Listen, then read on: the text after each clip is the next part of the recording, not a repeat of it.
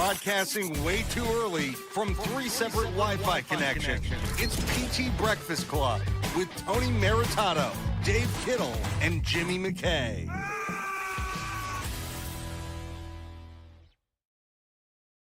Welcome to PT Breakfast Club. We are live. We are groggy. I don't know, man. I'm just dragging this morning for some reason.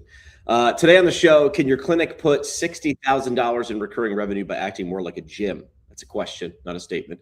The CEU hustle your competitors don't know about, and why one PT built $1 million practice and still gets paid like a new graduate. Good morning, Tony. Good morning, Dave. Good morning, everybody. Who between you two guys, who is older? Oh, me, right? Are you? I believe James McKay is the elder statesman. I'm 40. I'm 39. I turned 46 a month ago. 2 months ago. Wow, I'm 50. We got like that. Good range. Yeah. All right, go ahead. Good range. All right. Well, you and I were talking. You were coming in hot this morning before I hit live, and I said, "Let's just go live." You got it good. So set up, and then we'll ask the audience and Dave and myself our question. Okay, so this is right in Dave's wheelhouse. I ask ChatGPT every Tuesday, Thursday morning while I'm, waiting for my kids to take them to school. I'm like, hey, it's today's day, the PT Breakfast Club. What are some hot topics? And then I start brainstorming. One of the things that popped into my head, I said, well, wait a minute. Everybody wants to say the geriatric population lives on a fixed income. They can't afford cash-based therapy. They can't afford to pay for great service. And I was like, this makes no sense, because on the other side of media, all I hear is the geriatric population, the baby boomers, they're hoarding all the wealth. They own all the homes, all of this negativity towards them. So I'm like, well, which one is it? And it got me thinking. I'm like, okay, I'm 50. I own a house. But even take me 10 years into the future, my house will be paid off. The stock market has been hitting all-time highs for 20 years. This is the I've got a sub 3% mortgage interest rate on my house. So I'm like, it's not that they can't afford. It's that either we are not conveying the value of what we are selling, or they are, which a lot of us are, financially illiterate and don't understand how to access the value they possess. But when I look at the 65 plus community, I see a lot of people that own homes that have doubled or tripled in value since they originally purchased. I see a lot of people who have no student debt, no mortgage left on the home. If they do have a mortgage, it's because they refinanced that sub 3%. I see a bunch of individuals that we see teachers in the clinic every day that are retired with unreal benefit packages, free health care, stipends, all of this crazy stuff that we'll never see in our lifetimes, but because they were in the public sector working as a teacher 20 years ago, they retired. They have insane compensation packages, full salaries plus, and they don't have to work anymore. Nope. So my position is, it's not that this population can't afford Dave's services. It's that either they choose not to because other therapists, not Dave, aren't communicating the value of what it is they are really selling, or the population that they're targeting is financially illiterate, which many of us are, I gotta admit, and they don't understand how to access the value in their home, the value in their portfolios without selling their stocks. They don't understand the value they have. All they see is a Social Security check that comes in and it's too low for them to live on. They don't realize they're sitting on a pot of gold that hasn't been touched for 30 years. So yes. So agreed. And hey, man, you can't take it with you. This does not mean I think you should empty the bank accounts. If you got kids or you want to leave a legacy or you want to fund the ASPCA, do that. So what you said was pot of gold, and I don't watch a ton of TV anymore, but when I do, I always hear it's always like some dude who was an actor when the audience they're talking to was 24. So like now we're at Tom Selleck. Right? It used to be Wilford Brimley, who was talking about diabetes, right? Yeah. And they never changed it, which was smart because diabetes, right? So it was always the guy that was the guy like Magnum PI, even half the audience is going, who the hell is Magnum PI? And you're right. So maybe what you're saying is right. I agree with you. But us saying it to them is like their kids saying it to them. That won't land. Maybe we need to hire our version of Magnum PI, because what Magnum PI is doing now is invest in gold or whatever, or triple mortgage your house or whatever the hell the commercial is. Don't do that. That's not financial advice. But my point is, whoever is doing that is smart enough to know what Tony just said is true. They do have money, and I do want to access it. So let me talk to let me push on one of their fears, but not a random dude. This is where it's ROI positive to pay whatever Tom Selleck Magnum PI costs, because that person is Superman to them, or was the coolest guy in a Ferrari on the Hawaiian Islands, being a private investigator while living for free in a mansion. Dave? That always reminds me that what you just said. The way, because Tom Selleck, I think, is in these commercials now for the reverse mortgages. Have you guys seen whatever he's doing? I'm seeing him on TV going, oh, that's what he's now the guy. He's aged into that role. Just as a complete aside, it's insane that they wrap the reverse mortgage, and again, we talk about words and framing and wrapping. Like, literally a reverse mortgage is you sell your house to the bank, and they're gonna give you money up front. You get to still live in the house, and then you now no longer get to give that house to your children. That's a reverse mortgage, but they just put two beautiful words together and they make it sound like a great thing. It's crazy, because I'm now speaking to friends that are in their 20s or 30s or 40s or whatever, and they are no longer getting their Brooklyn houses passed down from their grandparents because of a reverse mortgage. So they are not liking the reverse mortgage. And anyway, it's just part of this whole conversation about financial literacy. Dave, if a mortgage is bad, a reverse mortgage it's got to be good. It's got to be good. Sounds like the opposite. It's the reverse of bad. That sounds good. But I mean, it's a little bit of I don't want to say like sharky. I kind of like, it's like these commercials are like, do you need cash right now for medical procedures, or like Tony said, like to live on, or whatever it might be?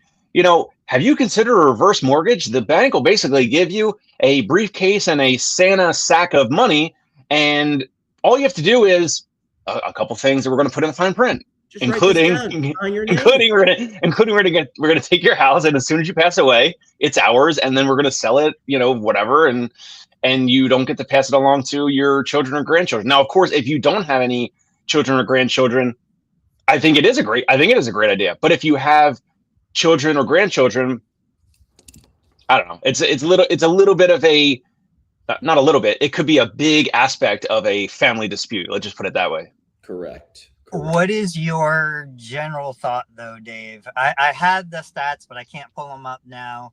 Like, one of the, populations, the decade age that's holding the most wealth, especially in regards to what I said, stock market appreciation, home ownership, housing appreciation, all of that stuff, is that like it was either 60 to 70 or 70 to 80-year-old demographic. My question to you is, are we on the right track in the sense of understanding, look, these individuals have the wealth to pay for what is beneficial for them.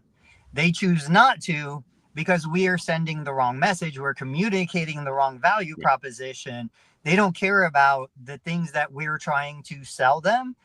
They have other desires. We just need to understand how to communicate to those desires. But the money is there.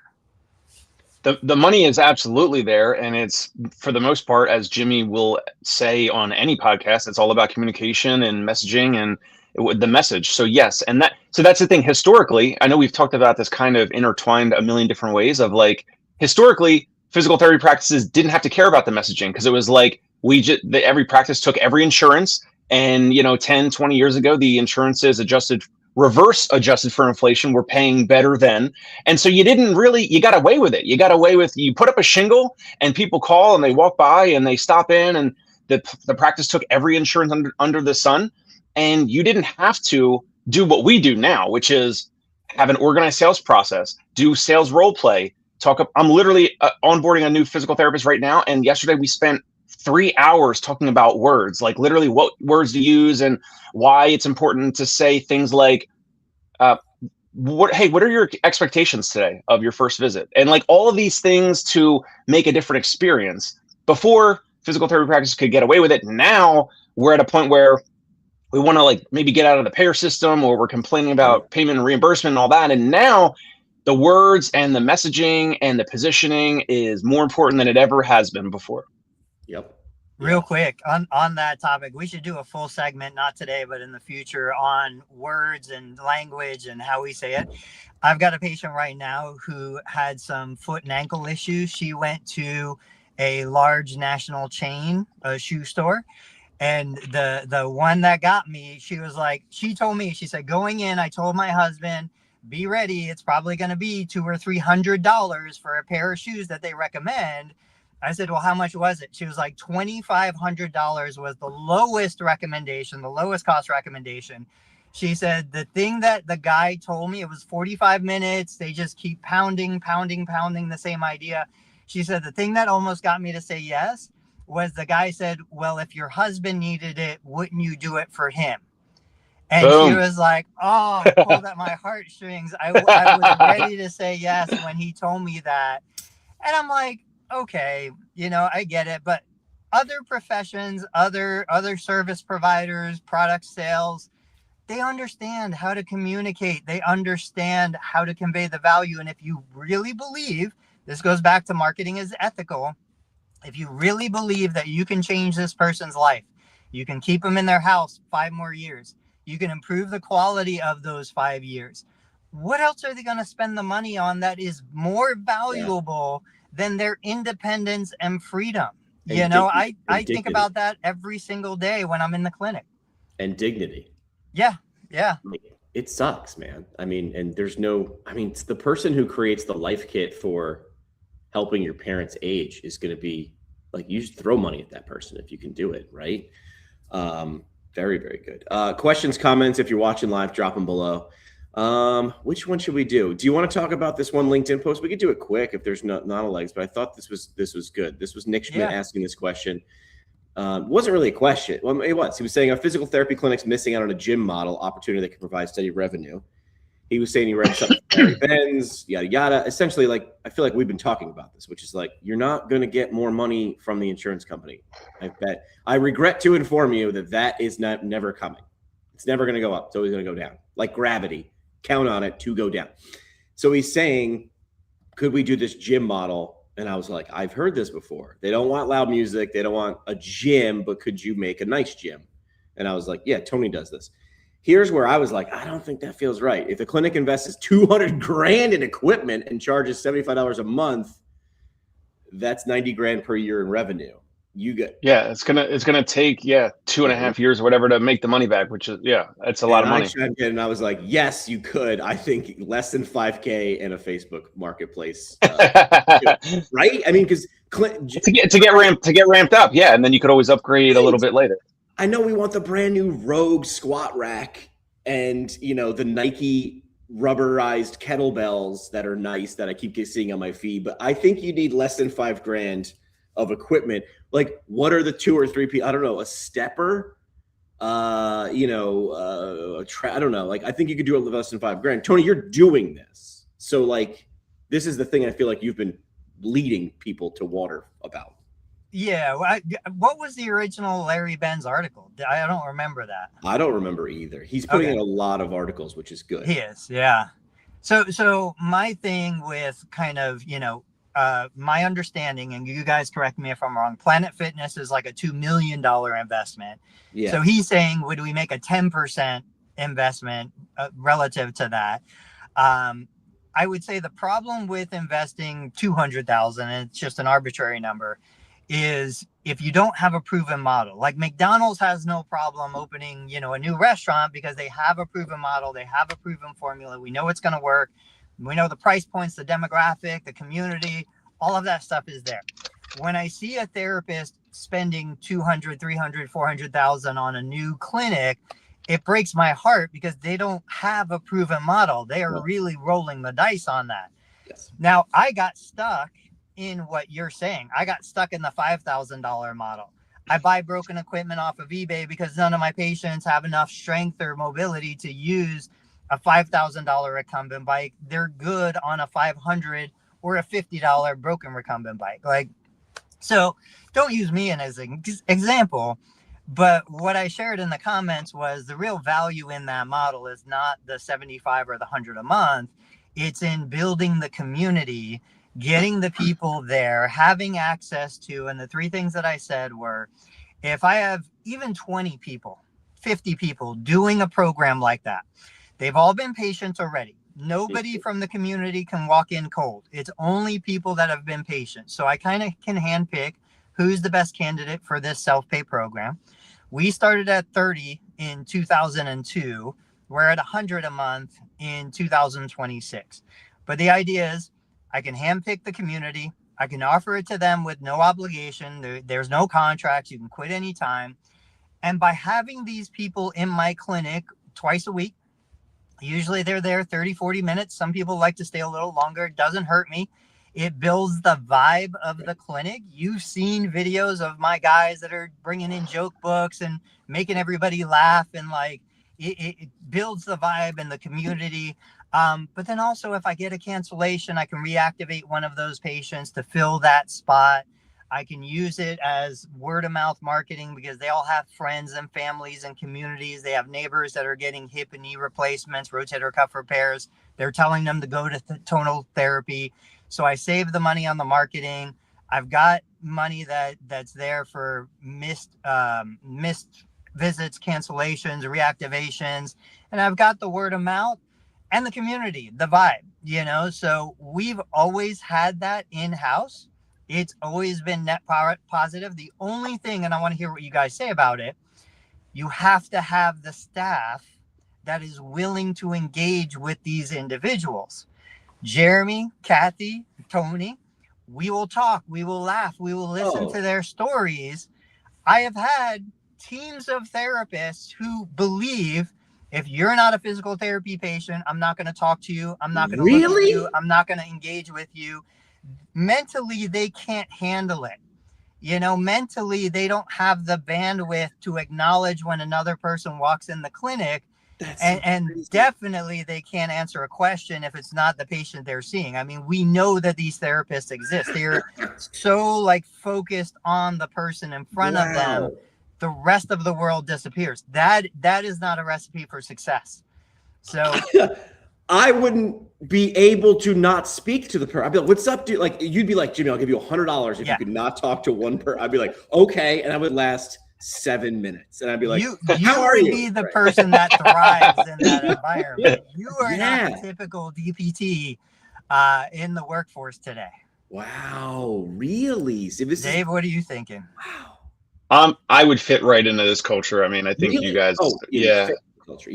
I would fit into, like saying hello and welcoming folks in, like, but a little bit of that, I mean, that goes back to like who you're attracting with interviewing and who you're hiring and all that. And, you know, you could get a pipeline of those folks or qualified through DBT programs, the shadowing or the clinical rotations and all that type of stuff. So I think what you just described, Tony, is like so overlooked in outpatient physical therapy. It doesn't matter it doesn't matter if you're in network, out of network, cash, you know, self-pay, whatever, but I've seen both ends of the spectrum, and there's one that offers a warm experience for most consumers, patients, clients, and the other one can be awkward, and people are not going to, I mean, people might do in-network a little bit, you know, they'll be fine with in-network experience there, maybe, some people, but they'll be less likely to pay out of pocket if it feels, you know, cold or awkward or,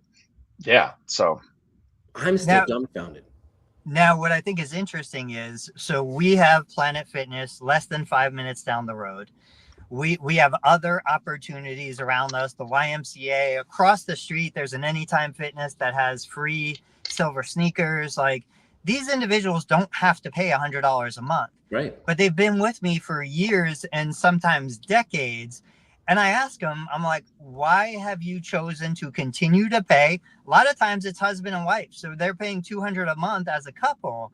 Like, why are you guys still paying? We don't have the equipment that they have across the street. We don't have the physical space that they have across the street, the amenities that they have across the street. And it's always the same thing. It's like, oh, I'm comfortable here. I know what I'm doing. You have the equipment and I have access to you so that if I have a question in passing, without taking away from the existing patient who's on an insurance plan of care, I can ask, and I can listen to how you talk to the other. They've told me I can listen to how you talk to the other patients and answer their questions. And they just feel like they're part of the family, and they really are. And they're getting added value. If they're listening in on how you're speaking to some other patient about another condition, that's added value, because if they get that condition later, if their ankle swells up or whatever the thing is, they will then have a little bit more insight as to what's going on, or they're going to be looking at you again the next day and saying, hey, obviously you are my, consummate professional. You are my sage. You're my main therapist. And of course, they're going to continue.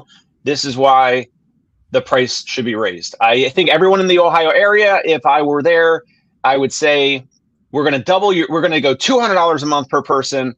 I'm not going to ask for any fees or commissions, but I think there is significant value. And if people are not canceling, if people are not getting out of it, Tony, then I think it could be time to raise the price. Now, we already passed January 1st, so now you got to make up some other excuse in the near future as to why you would be potentially raising the price on them. This is why, a vodka soda at my house costs me $2.60, but one at a bar costs me $9. This is Cheers. There are two. I live in a very small town. Dave and I went to one coffee shop. There's another coffee shop around the corner from me that I don't go to. And you might be like, well, why? So there's a couple differences, and they go right back to where Tony is. Now, I have a Dunkin' Donuts 8 minutes away. I'm not going there unless I need to drive through. And then I'm like, let's bag it out. Then there's two walk-in hometown coffee shops. I'll tell you about the one I don't go to. The counter is super high. I can't see the people working, and they can't see me, so we barely make eye contact, right? And there's a wall. I can't see what they're doing. And it's sort of staffed by a bunch of 25-year-olds who never talk to me. They're always talking to each other. And I'm like, all right. They also make me pay before I go sit down. Like I might order like whatever, and they're going to make my coffee, right? They also only take cash. I paused there for like, what? Okay, I don't have any of that. Apparently 20-year-olds don't like cash. Well, have you heard that? They're afraid of it? Though. It's not their place, though. It's someone else's. But whatever, you do you. Also, the seating is super weird. I don't know how to explain it. It's just, it does not feel warm, right? Around the corner is the place that David and I went to, and I know David, the owner. I walk in, and I've been there a billion times, and he's had 5 or 6 people work the front desk. All of them have the same vibe, which is like, hey, what's up? Even if they don't know me, they're like, hey, good to see you. They say hello when we walked in. Yep. Which is so minor, but sometimes you have to teach that. And then after 5 or 6 times, I am nothing if not consistent. I don't have the same damn thing every time. When there's a line, I just sort of nod at David or the person at the front, and they go, I'll bring it to you. And then I go open my laptop and do the thing. And I don't even care how long it takes to get there. I don't want to wait in line. Do that. Take 50 people. And they got it, and they bring it back, and they're like, pay when you're checking out. And I'm like, that is different. And the countertops are low, and there's no separation between church and state. You can see what's going on, and it's very open. They take a card, right? Like when my dad comes in, they're like, "Oh, we got ginger ale in the back." I'm like, "Right." My dad doesn't do that. He does ginger ale. Like, why do I go there? I could get ginger ale and coffee cheaper.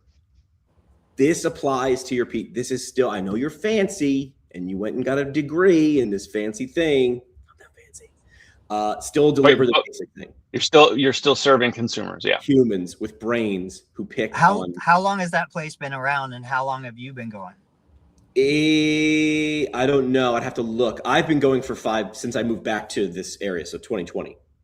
See, I think the challenge in this is it's very easy for me to be like, this is what I do, and this is how you can do it.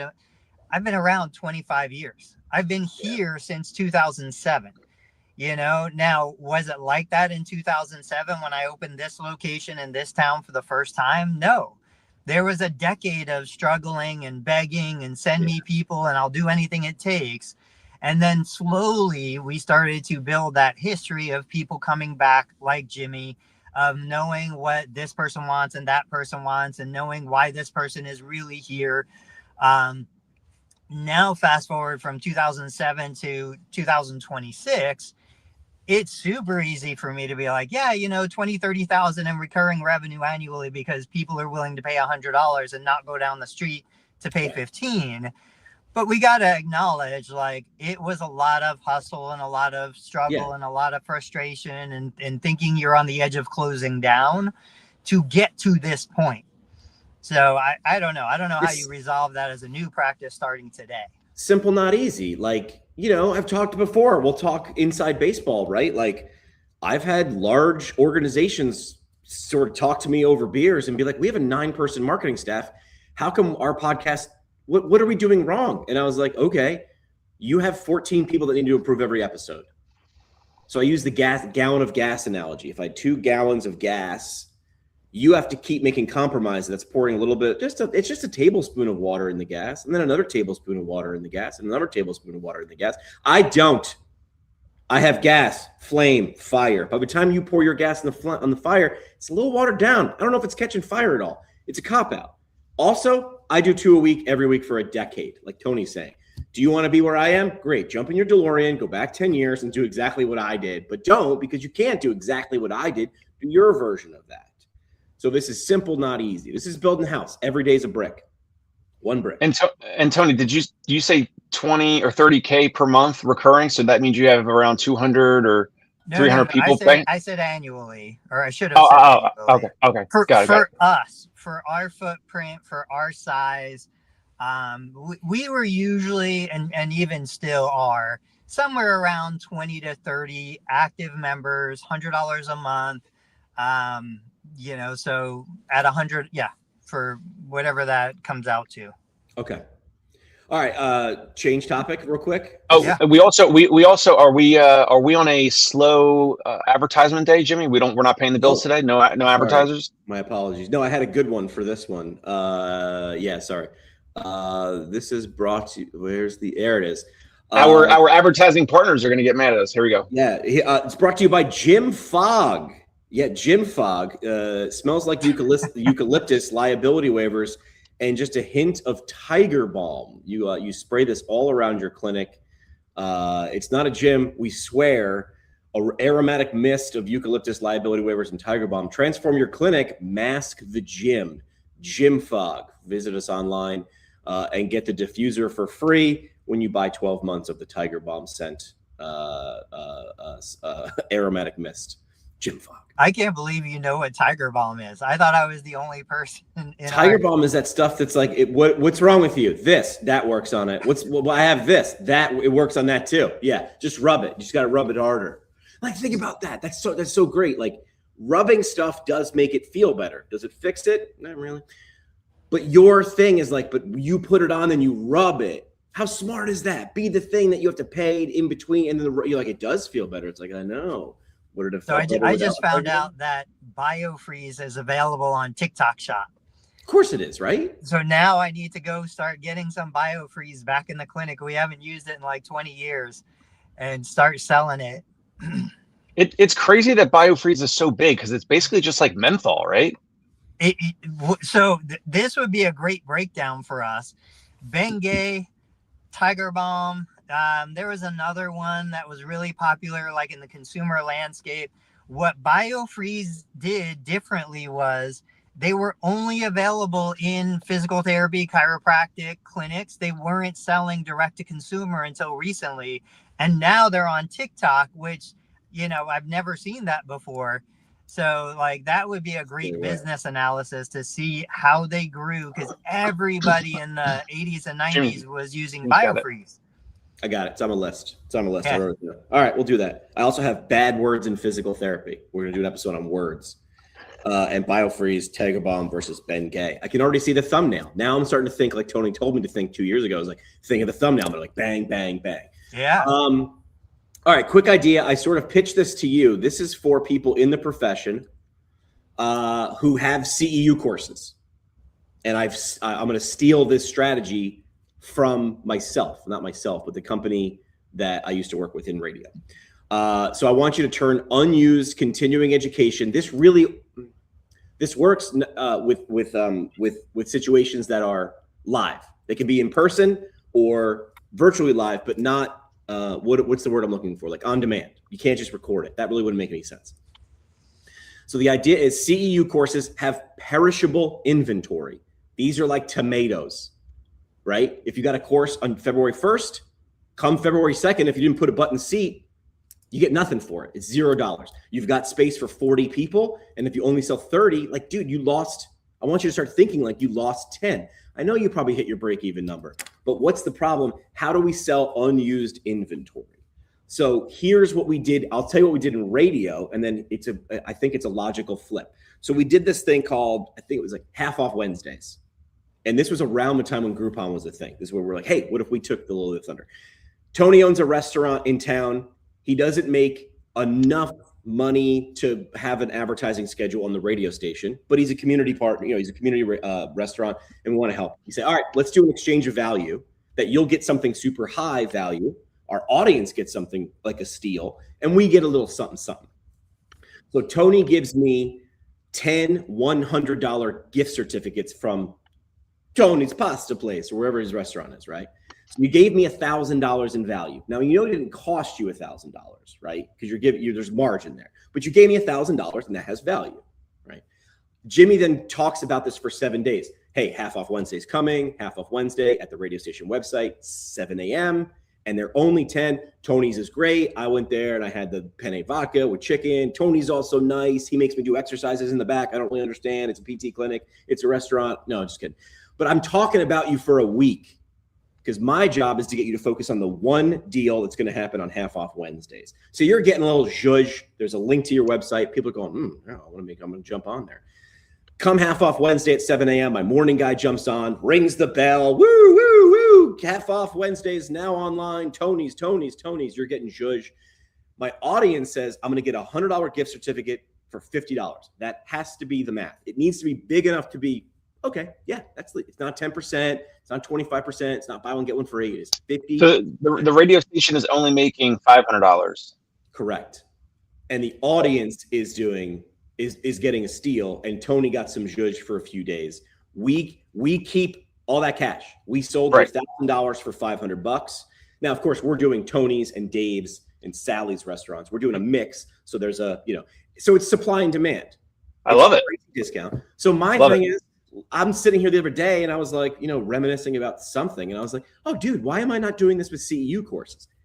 Adam Meekins is coming to Westchester, New York. This could be fun, Dave. You want to go crash Adam Meekins' course? He's doing a shoulder course in Yonkers in April or May. I'll get the date.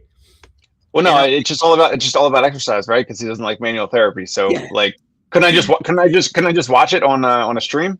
It's exercise and cursing. He just drops F-bombs right. while you lift up kettlebells. But Ivan is the clinic owner in Yonkers who's like essentially now a gambler. He's like, okay, I'm going to pay Adam X amount. Adam is paid to get him to fly across the Atlantic to come. So now Ivan, who's in Yonkers, is like, okay, I know I've got to sell, 15 seats to break even. And then the 16th seat, I make money. In my brain, if you've got 30 seats, I go, Ivan. So here's where my pitch to you guys is. Shoot some holes in it, see if this boat floats. You can't do it from the beginning of the course because then everyone's going to wait. Do you know what I mean? You can't be like, Adam's coming. And then, so the tickets are this, but also you can wait for these. So you got to wait.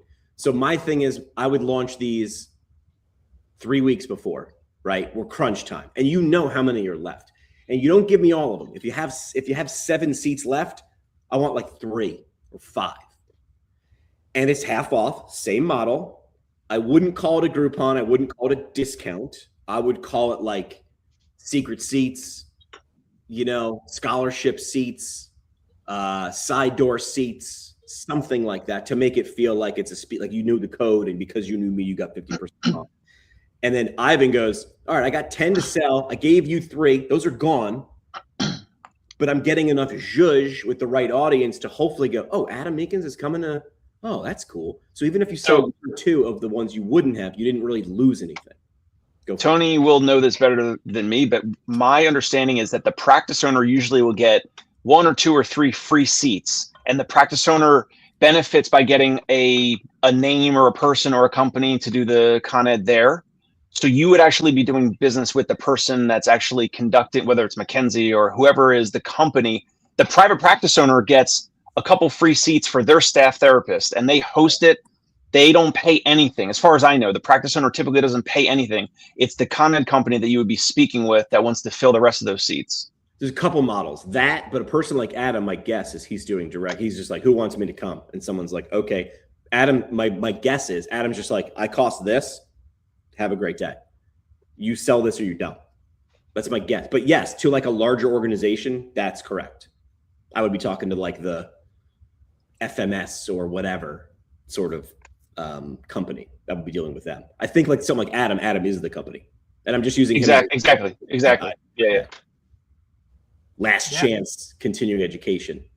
So my first concern, which you addressed, was, you know, it's going to become the Bath and Body Works effect. Everybody waits for the 20% discount. Everybody, Kohl's, nobody will go unless it's a 30% off coupon in the mail. Yep. But what was interesting, and I didn't expect you to say this, was you said, okay, they give you 2 or 3 and they still have 7 more, with the intent being, okay, boom, you sell those 2 or 3 quick. Everybody else after that has to pay the higher price. Right. And really what you're doing is you're just exchanging value and saying, hey, I would normally pay Jimmy $1,000 to promote this.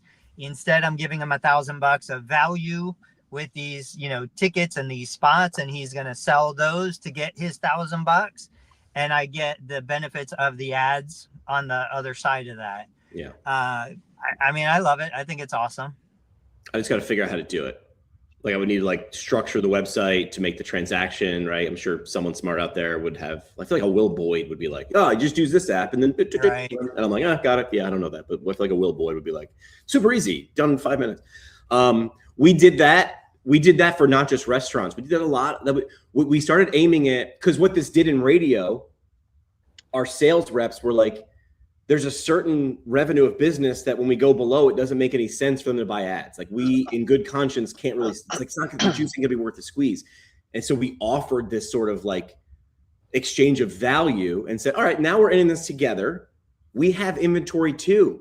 People like radio doesn't have inventory. Yes, we said 12 minutes an hour when we only have 8 minutes an hour sold. What are we doing with that other 4 minutes? You know what I started doing? I started running fake commercials.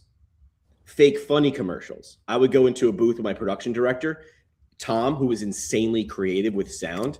And I'm like, let's make some commercials about how no one listens to radio commercials. So there's no reason a local person should advertise. So it'd be like, no one listens to commercials except you. You're listening to this commercial. Oh my God, how'd that happen? So I guess other people listen to commercials and you should pay us to run commercials so people come to your business. Like we do like stupid, like no one reads billboards on a billboard is like, right. So we'd run those things because I was like, if we've got it unused, use it for something that will generate attention or business 3 months from now. All right, I'll work on the names. I'll beta test this. I know Rebecca Griffith mentioned she does this. She does PT and the ED. I'll start with people like that. Should I start with people, individuals, or should I go with a big company first? Or is it? I think you got to do the individual. You got to, right. Yeah, because I mean they're going to have more flexibility. Yeah. I think you're right. Jimmy, are you still doing Getmo? Are you get the message out? Yeah. This would be a spoke on that, or respectfully, are you chasing? Are you chasing things, or is this a spoke of that? I think this is a thing that this could be a PT Breakfast Club feature, because what we talk about here goes to your YouTube, yours and mine. So it could be like fund the show. So we'll do it every Thursday, half off Thursday, once a month or once a week, right? For whatever. What I wouldn't want to do is like do it like 3 times. Like that takes the scarcity out of it. It's like on this day for this hour, and when they're gone, they're gone. Maybe this funds, I mean, sound effects aren't cheap, guys. You know what I mean? Like sound effects, like these things are not cheap. Let's pay the bills real quick.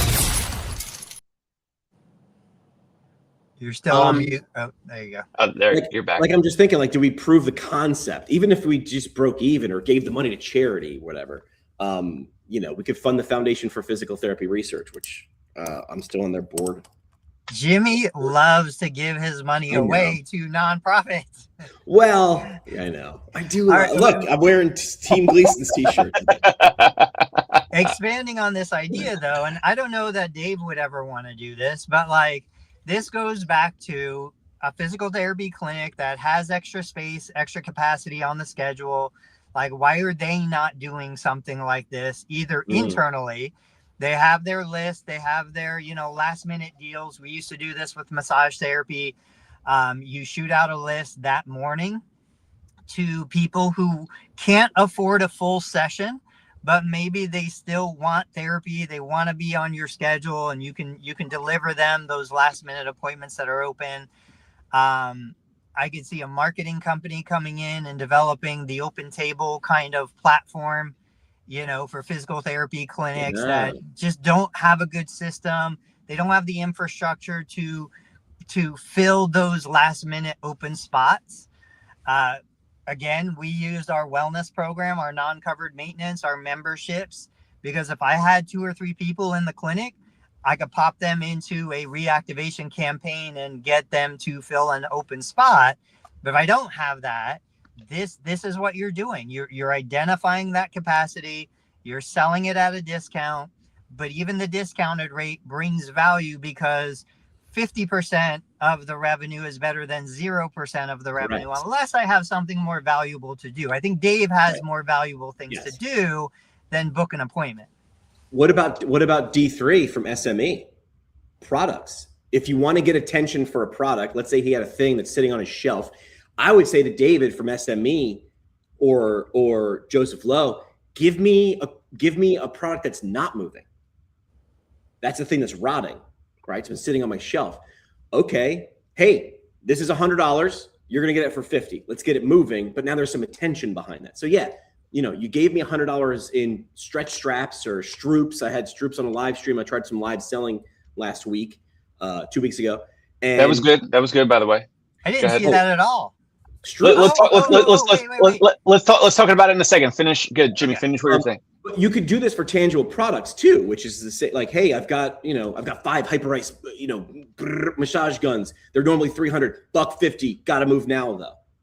Just the attention alone, people going, oh, hey, did you see this? And you can sort of track some of that online traffic. Although the funny part is you wouldn't want a lot of people to know, because then they'd be out competing you. So you'd be like, oh, I don't know anything about this. What are you talking about? I'm going to get this thing. Yeah. Oh, so the live selling. Oh, Dave, I'm listening. He's like, D3 in the house. So let me break this down real quick with the Stroops, right? So I'm in the car ride going home from JFK Airport back home to Brooklyn, and Jimmy's got a live video playing, and it was different. It was unique, right? So I click into it, and Jimmy knows this. He's not going to get offended. The audio was horrible. The guy obviously didn't have like proper mics or whatever, but they're in like a almost like a CrossFit-y type of fitness forward gym, whatever. And I see these like orange bands. There's no title on the video. I have no idea where he is. I have no idea who this guy is. There was a woman and a guy. But here's the thing. I texted Jimmy, or no, I commented. Did I comment and say, what did I comment? I said, who is this? Where is this? What am I watching? But I didn't swipe out of the video. So it was so raw and so different or unique or genuine or whatever. I wanted to give Jimmy feedback on it now, but I think you kind of understood it then, which is basically like, even though the audio was horrible and I had no idea what state this was and where we are, who this guy is, what are we talking about? I was watching, I was engaged, and more of that will probably also be engaging. I, on purpose, prepared very little, and I told Sean very little. I was like, give me one product, and the product we were talking about was the rack. And I said, we're not selling this. We are explaining who shouldn't buy it, what's wrong if you do, but like it was the anti-sell sell. And I, on purpose, did not make any, flashy intros or anything on the screen. All I did was bring a notebook and said, what would I improve? What would I take away, or what I would add? And right off the bat, sound. So he already bought mics. He already bought the same Rode mic. I was like, buy this. Boop, sound's gone for $89. And then I said, we need a camera or a laptop, a camera fixed, like a wide shot, and then we need someone else besides you. And he had a fitness instructor as like our, hey, QVC. I'm like, you need a third person who's just camera. You can't both be worrying about that. And then like we have on the screen right now, the Breakfast Club, this thing up here, the business of healthcare served over breakfast, that in his orange, what it is, super quick frame. So someone like Dave goes, hey, what is like, this is weird. Why do I like this? But now I want to take one step closer. What is this? So that would solve that. But if I had thought about it, I didn't want to solve the problem. I wanted to live solve the problem. Because I was like, Sean, an hour, even if we get nothing, we've learned 5 things, and we learned more than 5 things. Then at the end, here's why I know it was successful. An hour later, he sent me like 6 different texts. Could we do this? Could we do? I was like, now I've got the ball rolling. So he makes and he ideates, designs, makes all that stuff he has a fantasy factory in Utah. He has a mechanical background, mechanical design, engineering. I don't even know. He's a mad scientist, but he decided to put his mad science towards exercise stuff. And he was also an athlete. And now he's been doing this for 20 years. He just designs all this stuff. He sees what's in like Dick's or whatever, and he goes, yeah, I can do it better. And then he goes, does it. That's the difference between Sean and us. It was like, they should do this. And he's like, okay. And then he takes out the welding helmet and doing whatever. So live selling, I saw another stat, made me think of you guys. It was how many trillions of dollars it's going to be worth in the next 2 to 3 years. It's a lot. My cousin's a corrections officer, dad of 3. And his sister came over the other day, and I'm like, she's walking around with a phone, and it sounds like a live stream. I go, what is that? She goes, oh, it's my brother. What's he doing? Selling baseball and football cards on Whatnot. And I'm like, you're kidding me. We were just talking about this. She goes, no, he makes a couple $100 a month doing whatever, like an hour. And it's a cool, and the kids love it. The kids are helping him. The kids are like, oh, this one next. The whole live stream is just like a stand that he puts the cards on and then talks about it for 10 minutes until the bid runs out. And then ching, it's sold. And he goes, all right, next card. Oh, this is the Derek Jeter 80s, 96 card. And ching, sold. I'm like, wow. So this is definitely a thing. How we use it, I don't know yet. But I did get on that. I was on that live stream. I think I was on Facebook. Yeah, I was listening to you guys. I saw the girl demonstrating a couple things, but I was in the middle of patients and couldn't really understand. I had no idea what you guys were trying to do, but now I get it. Yep, and we'll reframe that. I think somebody had originally suggested, well, just record it, just do it live, but don't share it. I was like, no, it needs to have real adrenaline. You need to, that'll burn the memory into your brain. If it's safe, it doesn't work. I don't know why. Someone who knows brains better than me would know why. Real is how you learn, and fake is for some reason not how we learn. All right. So we got 12 minutes left. This is a quick one. I call it the value trap. I put up a trick question on LinkedIn, and I think I sent it to you guys, which is like, which is heavier, a pound of feathers or a pound of nails? I asked, which is more valuable and I was specific, which has more value to a patient, a 60-minute session or a 30-minute session? And 70+% of my audience that answered, which are mostly physical therapists or people in healthcare, said, which one do you think they guessed? 60 or 30 is more, I guess. Yeah. To the patient. And I was like, did you answer for the patient or because you could build more units in 60 than you can with 30? Nah, I see where your bias is showing.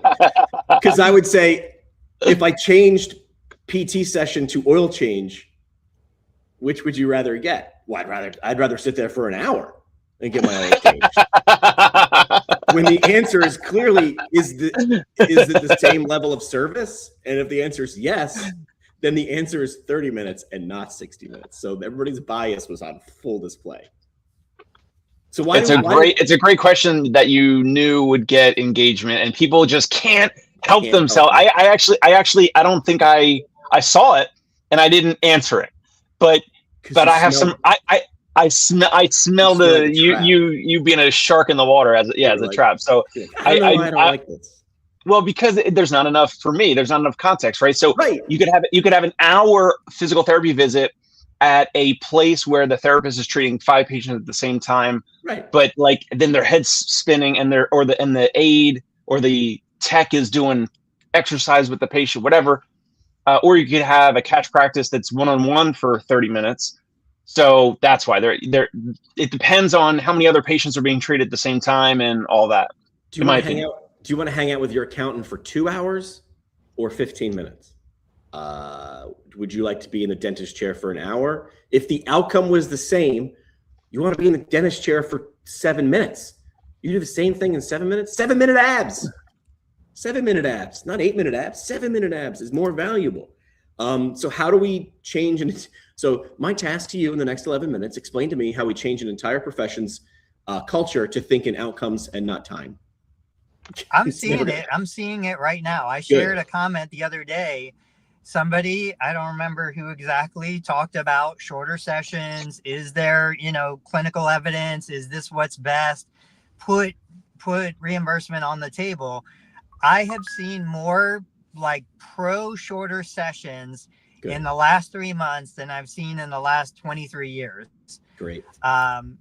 It goes back to, are you a therapist who needs to do things to your person, your patient, or are you more on the, let me empower you, let me educate you, let me show you what to do and let you do it, And so, yeah, if the analogy I used was, if you had an oven that everything had to cook for 60 minutes, doesn't matter what you put in it, you put a cake, you put a cupcake, you put a piece of fish, everything has to cook for 60 minutes. Like, it is going to change what you put in that oven.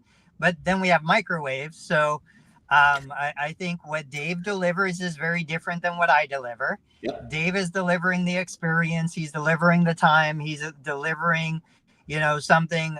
I am delivering the information. The quicker you give me the information that has the solution, the quicker I can get out of here. Paul chimes in. He's already writing next week's commercial. And if you're not happy with 7-minute abs, we'll send you the 8th minute for free. So, Tony, off of what you just said before. Yeah. All right, Tony's liking this more than I thought. Paul's comment. Thank you, Paul, for commenting live. Tony, we are selling the result based off of whatever our clients say is important to them, like whatever their goal is, like to get back to walking again, get back to walking in Central Park, get back to running, get back to whatever the thing they want to get back to. That's what we're selling. Right. Because you're saying what I deliver is different, what you deliver is different from you and I. That's what we sell. What do you sell? Like, have you communicated that? Is it the fun environment? Is it the low cost? Is it like what? How do you pitch what you sell? Because what we sell is like, hey, this is your North Star. We're going to be your guide. We're going to hold your hand. We're going to get you there, and it's going to be this many weeks or this many visits or whatever. Well, okay, before I answer you, let me ask you, if you're selling the outcome, which I totally understand, are you doing like some sessions that are 12 minutes, 15 minutes? Not that short, but okay. So when I look at my clinic and I look at the individual in front of me and I'm doing the evaluation, I'm trying to assess, why is this person here? We have people, and I'll use cases, real cases. Person comes in, I've got 2 or 3 people on caseload right now. They need to do 6 physical therapy visits. We've had this conversation to qualify for an MRI, which they need to qualify for surgery. It doesn't matter if that person's with me for 10 minutes or 60 minutes. Those people, the outcome they are seeking is the MRI for the surgery. Layer on top of that, if they have United Healthcare, which has a capitated day rate, they pay me the same for a single unit or 4 units. It doesn't make a difference. I'm probably going to spend 10 dedicated minutes with that individual. They might spend more time in the clinic, but the idea is I understand why they're here. The outcome is the MRI and the surgery. It's not to try and get better utilizing physical therapy. I will give them the best 10 minutes I can give them, but 10 minutes satisfies the goal. And many times they are happy to leave at the end of 10 to 15 minutes. So in that case, I'm giving them what they want. Somebody else who has no socialization, we have another patient, the spouse passed away, the second pet passed away, they're left with themselves and 1 pet. They went and watched the Pittsburgh game at the 24-hour Anytime Fitness across the street because they don't get that cable channel at home. That person is coming for socialization. They're staying 40 minutes an hour. They're paying the $100 a month. They're like, so I would say I'm giving the outcome. I'm selling the outcome just like you. It's just I'm recognizing the way to deliver the outcome in different ways. Yeah. Paul's saying sell the journey, not the destination. It works for Tony's practice and Dave's practice. I will say before I let Dave go, there is a caveat too, right? Which is neuro PT. Like I'm understanding there where repetition might be better. So that's different. Don't come at me, neuro PTs. I love you. I'm pretty sure that I disagree with what Paul just said. Okay. I don't want to sell the journey. I just said I am selling the destination. I am selling the thing that they said. The client said, this is really important for me to get back to, which is getting back to museums, theater, traveling, golf, whatever the thing is. The journey, it needs to be pleasant and fun and all that. But the journey in what we do, the journey is work. It's effort. It's showing up for visits. It's doing some of your home exercise program. That's effort. And if I sell the effort, it's like, oh, that's like a lot of work. And I'm not sure if that's going to be worth $350 out of pocket per visit, or maybe even going through insurance or whatever. So maybe Paul is, I'm not understanding what he means by that, but like, we are selling the destination. We're going to get someone back to whatever they want to do. And and Alex Hormozi talks about this. He says, sell Maui. You don't sell the plane flight. You don't sell that you got to pack a big suitcase and you got to drive to the airport in traffic, and then you're sitting next to someone who's coughing or they have COVID or whatever. That's the journey. Like that's the trip. You want to sell the destination, which is like the end result, in my opinion. Yep. Yeah. My point was value. Go ahead. I was just going to say, and so I think, and on some level, Dave, though, your people have to be buying and wanting both. You know, like Paul and I kind of are saying the same thing in the idea that, yeah, I could tell somebody you're going to be able to hike and climb mountains. Awesome. But it's going to take a decade of hard work in the gym, right? Like if they don't embrace and love and appreciate the hard work in the gym, they're not going to want the destination with the vehicle to get them there. So with Hormozi's example, going through TSA and booking the flight and dealing with the lines and all that stuff, there's still some enjoyment in that process, because they could have driven, they could have taken a boat, they could have taken a train, they could have ridden a bike, they could have found other modes of transport, but that is either the less offensive way to get there, or they embrace the journey. And so what I would say, if somebody wants to get in shape, get fit, lose weight, they have to enjoy the journey. And I have to realistically tell them, hey, this is not going to be easy, you know? But I agree with all of you guys, but when you're in your pitch, you're not talking about, you're low lighting the effort and the journey, in my opinion, and you're highlighting the North Star of where you want to get back to. Now, along the way, and then we have to do the accountability, which is all the visits, like Paul's talking about, which is the journey, which, yes, is still valuable. And yes, they have to be bought into it. So I agree with you guys on that. Yeah. Yeah. Let's wrap it up. Party shots. Dave, go ahead, because I'm blank.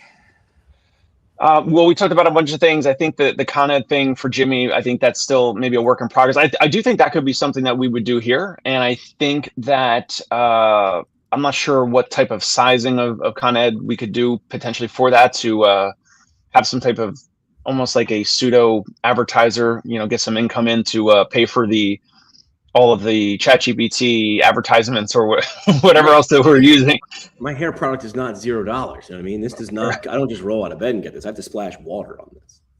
Absolutely. Right. So, but other than that, just riffing on the difference between like out of pocket and insurance and different type of customers and different type of therapists and buying into different cultures and environments of your clinic.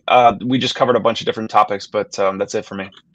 Good. Yeah, I just think that when we look at the hidden value, obviously, like if you have a physical space, you have a location, those minutes in the clinic are valuable to you, the clinic owner, but just as valuable to the client. And to drop a couple tens of thousands of dollars a year just by letting a couple people come in, I think that's an untapped market. Yep, agreed. I would say you don't get paid for the time you put in. You get paid for the value you bring. If you can bring value in 7-minute abs, it's 1/8 better than 8-minute abs. What is the movie? Real quick. What is the movie Half-Baked. where Half-Baked? Jim where he talks Brewer, about Dave 6-minute Chappelle. abs, or- Jon Stewart is in it. Like, it is a comedian hit list. And it came out when I was in college. I wasn't a weed guy, but it was just a lampooning of like weed culture back then, which was awesome. So it was Chappelle, Jim Brewer, Harlan Williams, like a hit, Jon Stewart, a hit list of comedians. Like Dave Chappelle has one of the greatest lines that I probably shouldn't. No, it wasn't Dave Chappelle. It was a different comedian. I can't remember his name. Had some of the greatest lines on the planet. Great movie. Great movie. All right. So you don't get paid for the time you next put in, week. you get paid for the value. Stop marketing the hour and start selling. That's it. We're out. Boys, what the hell are you doing? Follow Tony Maritano on YouTube at Total Therapy Solution. Find Dave Kittle at ConciergePainRelief.com and on YouTube at The Dave Kittle Show. And follow Jimmy McKay at PT Pinecast on YouTube, the socials, and wherever you binge podcasts you pretend are for CEUs. And hey, just a reminder, none of this was for advice. This was for entertainment only. Our lawyers say that counts. Thanks, Keith.